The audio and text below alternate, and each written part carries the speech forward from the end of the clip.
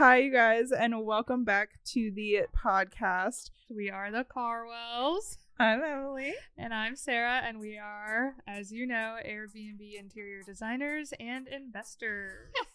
What is up, you guys? Welcome back to another episode of Catch Up with the Carwells. If you guys are watching this episode, you can see that I am solo for this episode. So Sarah and I decided that this year we might do a few solo episodes for you guys where you can get to know us personally a little bit better. We can tell you a little bit about our journeys, things like that. Full transparency, this is my second time starting to record this because I'm getting over a cold and I was literally coughing the entire time I was filming. And I filmed for like 15 minutes and I'm redoing it so you guys don't have to listen to me cough the whole time. I'm really hoping that if I chug enough water, that'll be the solution to this. So I'm also going to try to slow down my talking because I think that probably led to a little bit of coughing as well. If you are watching, you can also see that I am not actually solo for this episode. For the foreseeable future, I probably will have my son on me. I baby wear him most of the time because it's just the easiest way to get him to calm down. So if you are listening and you hear little baby noises, that is why, because it's the only way to get anything done these days. He's a month old, so if anybody is a parent, I'm sure that they fully understand what I'm talking about. Anyways, so for today's episode, instead of doing a Airbnb horror story, I'm actually just going to do Rose and Thorns of my launch. So if you guys have been listening to past episodes, you know that I launched a property this past August. It is my first fully owned property on my own. I have helped other hosts get properties up and running, but this is the first time I've done an entire property by myself that I own. And so the experience was extremely overwhelming and exciting and all these things. And I want to tell you guys some roses and thorns. For anybody who doesn't know what rose and thorn is, I don't know if the Kardashians do it or what, but like at the end of every trip, we do this thing with our group of friends and even like people that we know in the industry. When we all go on trips, we'll talk about rose and thorn or highs and lows or good things and bad things, essentially, of the trip or whatever else. So I decided to call this episode The Rose and Thorns of My Property Launch because no matter what, there are going to be kinks when you launch your property. There's always going to be things that you either forget or things that go wrong. And the reality is you just have to learn to push through those and it'll be okay and you'll figure it out and you'll know better for next time. So I'm going to go over my thorns first so that we can end this episode on a little bit of a high and talk about my roses. But none of these things are horrible. None of these things are things that are going to stop me from investing in another property. It's just things that I forgot about or I did incorrectly that I maybe want to help you guys avoid. So the very first thing is safety. So although I'm like a safe person and I thought that I had thought of every single thing for the property, there are things that just skipped over my head, or I was like, why does that need to be a thing? That seems absolutely ridiculous. But for insurance purposes, a lot of things need to be covered. So I'm going to go over a few things that I forgot that my property manager, who is a safety inspector, told me that I needed to add. And then my short-term rental insurance told me that I needed to add that I just completely skipped over when I launched my property. And so I had to make a trip back up there and fix these things. First of all, we're going to go with signage. So if you have any sort of pool or hot tub or things like that, there needs to be a rules sign that is visible in the area that thing is in. So I have a hot tub at my property and I have hot tub rules in my listing and in a waiver that they sign. But I didn't have a sign in the hot tub area that lists out what the hot tub rules are and their safety rules. And so I had to order the sign and get it put up. But along with that, my property is also on water. So we are on a channel going into Lake Huron. And I wouldn't deem this channel as a swimmable channel. Maybe some people would, but there's a lot of rocks and just debris in the channel. People take their boats up and down the channel. There's just a lot of risk, in my opinion, if you do swim. And so it was told to me by my property manager that we should have a no swimming and no diving sign. So, or his was a no diving sign, and then proper insurance required a no swimming sign on the property. So I ended up having to order signs and little stands that I put up right at the edge of the property line where the channel starts, so that essentially, in theory, it's like a swim at your own risk thing, but under our rules and our signs, it is a no swimming channel. So it just covers us liability wise. If somebody does decide that they are going to swim and they end up getting hurt, we had a sign telling them that they shouldn't swim. So just a couple little things that, like, in my head, I've been in a hot tub before.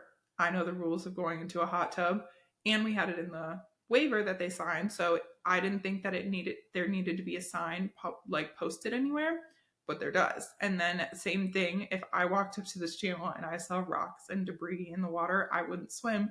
But we can't assume that everybody thinks in the same way that we do. So I ordered the signs, had to have my cleaner at the time. She ended up putting those things up for us. But then additionally, so I had homeowners insurance, regular homeowners insurance while I lived at the property. So a little bit of backstory. My husband and I purchased the home in September of 2022, and we lived in the home until August, very end of August 2023. So we moved out like right at the end of a year. And we had regular homeowners insurance, but we switched to proper insurance when we turned our property into a short-term rental. And that comes with a whole new set of rules. It comes with an additional cost, which it is a significantly higher cost when you switch to short-term rental insurance. But I prefer using somebody who knows what they're doing and knows the liability that you're taking on, and they are on your case about every little thing. They will follow up with you to make sure you are doing the things that they have asked you to do. So one thing specifically, the proper insurance noted in my listing is that we, on our back deck, we have 3 stairs coming down in 2 different places on the back deck, and there was no railing. In my head, it's 3 stairs, not that big of a deal. People don't need a railing to go down 3 stairs. But liability wise, we did need a railing. So proper insurance let me know that I needed to install railings. We had to go up to the property. I just ordered some from Home Depot, super easy to install. We got it done and took photos and sent it to them. Additionally, they wanted a photo of a railing in the interior where the stairs were, because if the stairs are over a certain height, liability wise, they want you to have a railing. So just little things that I didn't think I needed photos of or didn't think I really needed at the property, that proper insurance made sure that they were on my case about, because it is a liability when you have other people staying at your property, because you just don't know things that are going to happen. And then the last thing, and it, 2 more things. So my property manager looked up, I've lived in Michigan my whole life. I've been kayaking. I know tons of people who go kayaking and own kayaks. Never have I ever seen one that has lights on it, the same way that like a boat would have lights on it. Never have I seen that. Well, in Michigan, according to these regulations that my property manager found, it is required that a kayak has at least 1 light on it. And I didn't have that for my kayaks. And so if it was just me and like all of my friends that had kayaks growing up, we don't necessarily have the lights on them. But because it is my business and it is people who are staying there at my property, we don't want to take on that liability. And so I ordered lights and installed lights on the kayaks.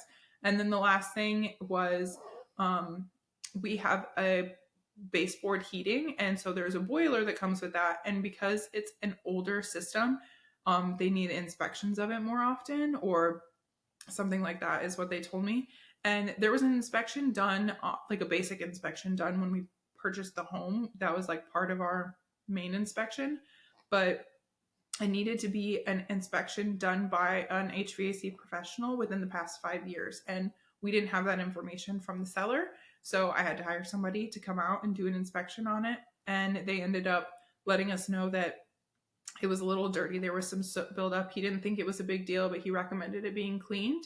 And proper insurance continued to follow up with me to make sure I got that cleaning scheduled and completed. And I ended up send the confirmation that the cleaning was done to proper insurance. I actually really appreciate stuff like that. I know some people think that it's like really annoying to have them be on your case. But I personally am a very risk averse kind of person. So investing in anything like this scares me a little bit. It doesn't stop me from doing it, but it does scare me a little bit. So I like having people to double check me and kind of follow up and be like, hey, you haven't done this. You have additional liability if something does happen, if you don't do these things. So I just like having those extra check boxes. And that's why I really like proper insurance, because the professionals are on it and they are making sure that these things are getting done so that I am covered. I know it's partially that they're covered, but I am covered. Okay, another thorn that's it's a little bit of a thorn, but it's just kind of part of the business, but seasonal expenses. So we had a lawn care service that we started working with right when we moved in because we wanted to build a relationship with them, and we weren't going to go out and buy a lawnmower knowing that we were going to not be living in the property for a super long time anyways. And so we hired the lawn care service, and they mowed our lawn all summer long whenever it needed to be mowed, but we never got any invoices from them. And I would follow up with them pretty frequently to see if they were going to send invoices, and he just wasn't worried about it. But in the month, at the very end of September, he sends me a full invoice for the entire summer, and he tells me that I can pay it over time, but he's also my snowplow guy, and so I just didn't want to keep a tab that was continuing to build. But it's a $500 lawn care bill that comes out all in 1 month. So that's a seasonal expense that maybe I wasn't factoring, $500 going to lawn care in the month of September. Additionally, there is like seasonal cleans. So things that you just want to factor in. This is something that is going to be a part of my costs every single quarter. We're going to do a deep clean, but that comes with additional costs for your cleaner. So that was something that also came in that same exact month.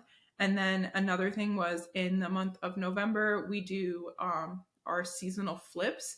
So that means pulling out the Christmas tree, decorating the Christmas tree, covering the chairs that are out back in the fire pits, making sure that salt is available for the guests because winter is here, and that means ice and snow and all of those things.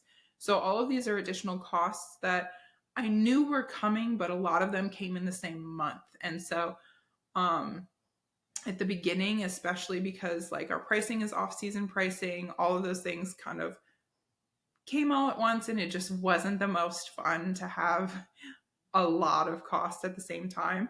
One additional expense was getting the pipes insulated under the house. So we have a crawl space on our house, and it's not an insulated crawl space. And we lived there for the entire winter, the winter before. We didn't run into any issues, but there are some pipes right by the kitchen that are by the entrance to the crawl space. So if we had an abnormally cold winter or something like that, there is a possibility that those pipes could freeze.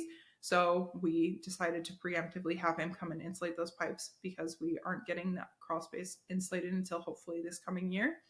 And so that was another additional seasonal expense that we could factor in or things like that, but it's just all of these happened at the same time, and it wasn't the most fun to have all of those expenses all happen at the same time. One additional thing that I don't have on my list is we ended up paying like triple for our property insurance or our homeowners insurance. That's all like being figured out now, but because of the process of switching from regular homeowners insurance to short-term rental insurance and all of that, we ended up paying triple every single month, and we're now getting refunded for it. But that's all money that's like out that hasn't come back in yet. So just a quick thing to remember if you are switching over insurance, to go and like cancel your old one and make sure that you have it set up to be paid correctly, whether you have to pay it through escrow or you're paying directly to the insurance company. Something that I didn't know. So we've been paying triple, and that is being resolved currently, thank goodness, because if it wasn't, that would be very, very frustrating.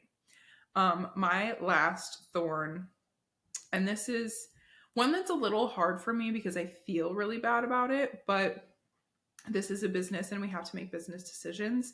So I hired a cleaner and I interviewed her, walked her through the property. She was doing a pretty good job at the beginning, and there was just one day that she just didn't show to do the cleaning. We didn't get a call, we didn't get any text, nothing like that. Like I said, she was pretty consistent.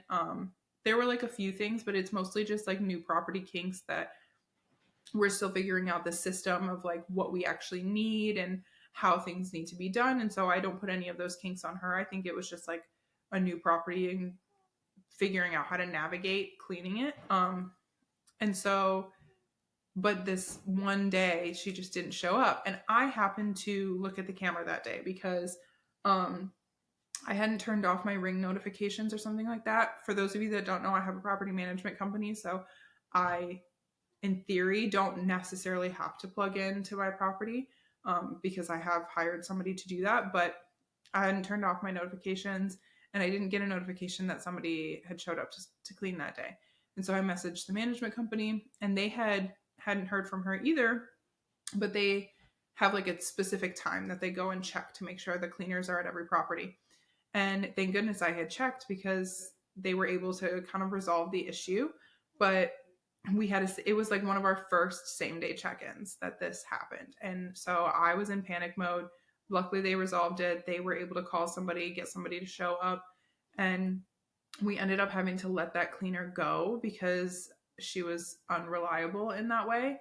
And it made me feel really, really guilty because she had just run into an issue, but my business can't suffer in that way. Just because she ran into an issue. If there had been maybe some more communication, I think it would have been okay. But we've had conversations since and it's fine. And I felt really, really guilty about that. But having to make business decisions, I don't know who says the quote, maybe it's Gary Vee, but it's hire fast, fire faster. And that doesn't mean be insensitive and it doesn't mean fire people for no reason. But when your business has to be set to a certain standard, you do have to make those decisions. And so I had to make the decision to let her go. My management company ended up finding a new cleaner and she's been doing a really good job. It's just this cleaner happens to be more expensive. And so that's just another cost that we're having to work with to have a reliable cleaner. But having your cleaner no-show is maybe one of the worst things that can happen. And I'm really, really happy with how my management company handled it, but it wasn't a good feeling to, one, have her not show, and then two, have to let her go, just knowing that she ran into some issues.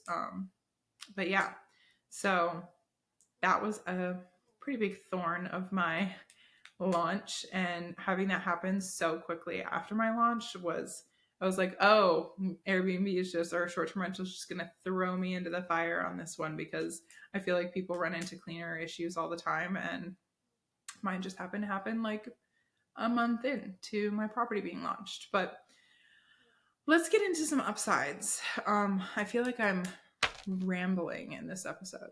Okay. Some really, really good upsides of my property launch. We have had some really, really incredible guests. And I think some of the best parts is that it's partially like the target demographic that I was going for. Like one of our very, very first bookings was a bachelorette party, like a girls trip bachelorette party. And we've had multiple girls trips. We've had this one guy ended up booking for his girlfriend to have a girls trip at our property. And people will say, oh my gosh, your property is so beautifully designed. I would love to stay here because of how it looks, things like that. And that's just such a good feeling because I put so much effort into curating this experience and knowing that in reality, I was kind of designing for myself and how I travel, and I take girls trips all the time. And so it was really cool to see that like one of my very first bookings was a girls trip, a bachelorette party. And then for New Year's Eve, we actually had a wedding party stay at our property. It was the bride and bridesmaids stayed one night, and then the groomsmen got ready at our property, and then the bride and groom stayed the night of their wedding at our property. And that's just such a cool feeling to know that somebody booked your property for such a big event in their life. And I just think that that's a really cool thing to happen. And so we've had incredible guests in that way. But another really incredible thing, and I know that this is not the reality, and we absolutely do not ask people to do any of this. We've had so many guests leave the property and message us and say, hey, just so you know, all of the dishes are clean. We've run an entire load of towels. The bedding is already in the washer, starting to clean. we had a great experience and we just want to like have the cleaners have a head start on their clean. We had a great time at your property. Thank you so much. Knowing that they had enough of a good time that they went out of their way without us asking to clean up the property is really, really cool. Like I said, we don't expect our guests to do anything. I think our messaging is like, if you had a great time and you want to give our cleaners a head start, you could start the dishwasher or something like that. But we don't ask them to do anything. We don't require anything of our guests. We assume that nothing is going to be done when the cleaner gets there. And to have so many guests essentially clean the whole place before they leave, that's amazing. I mean, I pay my cleaner the same rate no matter whether these people clean or not. But I just think that that's really cool that we have the kind of people that are coming to the property that care enough to take care of the property in that way. And I know that that's not always going to be the case, but I will take it while I can get it. And if those are the kind of people that I attract, then I'm really happy with how the property is going so far. Another really, really cool upside is we're getting bookings specifically surrounding the fact that we have a hot tub. If you have listened to Sarah and I talk at all, we will scream from the mountaintops that hot tubs are a fantastic amenity to have, especially in our market, and not a lot of people have them. When we purchased our home, not a single listing in our area had a hot tub. By the time we listed, one listing had added a hot tub to their property. But it's such a great amenity year round, really. But to combat seasonality in the winter, having a hot tub is such a huge amenity for people to use. And if you're one of the only people with a hot tub in your area, you're going to pull most of your traffic, most of the traffic that comes to your area specifically for that. And we've had so many people specifically either put an inquiry in and ask if the hot tub is usable during the winter months, or they have mentioned that they use the hot tub every single day, or they're so happy that there was a hot tub at the property because they loved having that amenity. So I know that hot tubs are a really, really big investment up front. We spent 10 grand on our hot tub. We spend a significant amount of money on our chemicals to keep those going. And then we had to lay concrete for our hot tub, which was another 2 grand. And I didn't have to run electrical for my hot tub because there was an existing hot tub at the property. It was just a smaller one. So I don't actually have the cost of what running the electrical is, but if you don't have that, that is an additional cost that comes with having a hot tub. But I will tell you, if you're pulling almost all the traffic from your area because you have a hot tub, then it is absolutely worth that. And then if you are going into a market where almost everybody has hot tubs, you're going to want to at least put yourself on par with your competition. So hot tubs are really just a great amenity to add, as long as you're making sure that you're covering yourself liability wise and you're keeping up on the chemicals, things like that. But just knowing that so many people mention it makes me realize that it was 100% worth the investment that we put into having a hot tub at the property. The last upside, or the last rose, as I will say, is having a management company to take care of the issues. So I had planned on running my property on my own. I know people who run management companies. The management company I have is fantastic, and I have a personal relationship with the owner of it. But I was at least planning on running the property for a couple months by myself to kind of get into the swing of things. And then I got pregnant, and then I launched my property within just a couple months of my due date. And life was just crazy at that point in time. We were in the middle of another mentorship session. Like I said, I was pregnant. We had been traveling a lot. And so just having a team of people who, one, I know that they care about the property, which is hard to find in a management company, especially a large one. So that's why I went with a smaller option and somebody that I knew and somebody who I knew was going to care about the property. But they also include me in a lot of stuff. So because we have a personal relationship with them, but also because they care, we're still working out kinks, and I'm still messaging them. I still have Airbnb messages on. And if a question pops up that I know that they don't have the answer to, I'll text them on the side and I'll say, hey, this is how I would handle it. I'll let you guys take it from here. Things like that. We're still working out the kinks. There's still, for the first year, essentially, of you running your property, maybe even longer, depending on where you are and the kind of guests you have coming in, there's going to be questions that pop up from a guest. There's going to be things that happen at your property that maybe have never happened before. And so you do have to plug in with your management company to a certain extent at the very beginning, because they can't know all about your property, especially if they've never been there before. But they also can't know about it because they're not the ones who got it up and running. They're not the ones who chose the linens. They're not the ones who chose the silverware, things like that. You have to provide all of that information for them.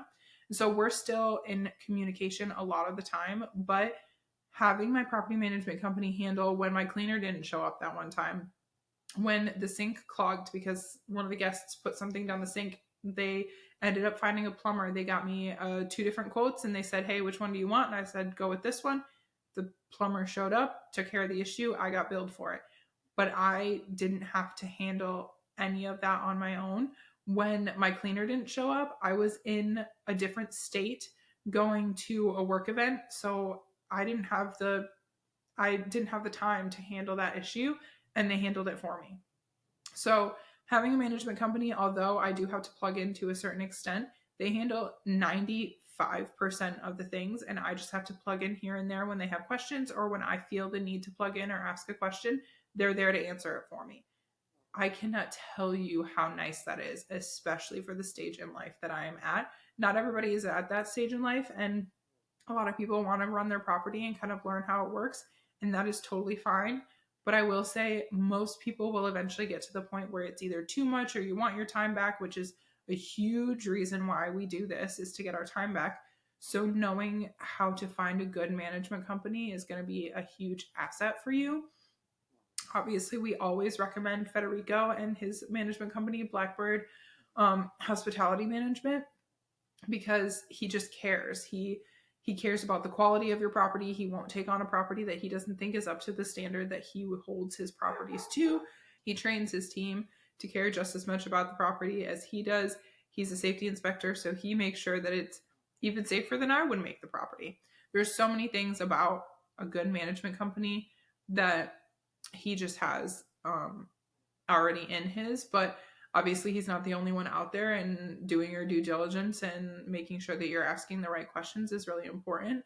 And yeah, so that's all I have to really say about that. Having a management company has been the greatest decision that I made, I think, because I don't have to take time out of my day where I'm running a business and now I'm being a mom and I'm being a wife and I'm being all of these things.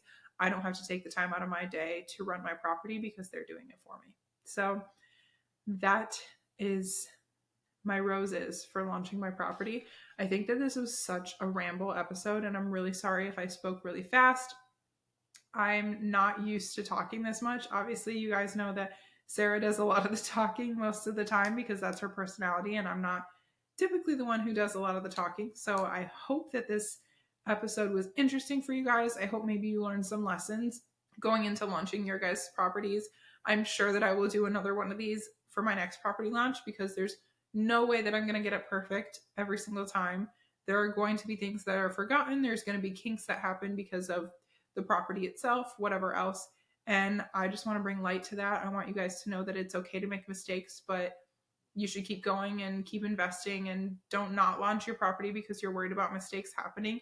They're going to happen. You're just going to have to figure it out along the way. And that's one of the greatest parts and one of the scariest parts of what we're doing, is that we get to make those decisions. So I hope you guys liked this episode. We are currently taking calls for another round of mentorship. So if you guys are interested in that, please DM us on Instagram, the word START, so that you guys can get a link to fill out an application to book a call with us, because we are so excited about our mentorship, and the people that have come out of it and the relationships that we have built with them has been incredible. And we want to continue to do that and continue to build that community. And if you want more information on the mentorship, you can go to thecarwells.space, and we have an entire section kind of breaking it down for you guys. So I hope you guys enjoyed this episode, and we will catch you next time.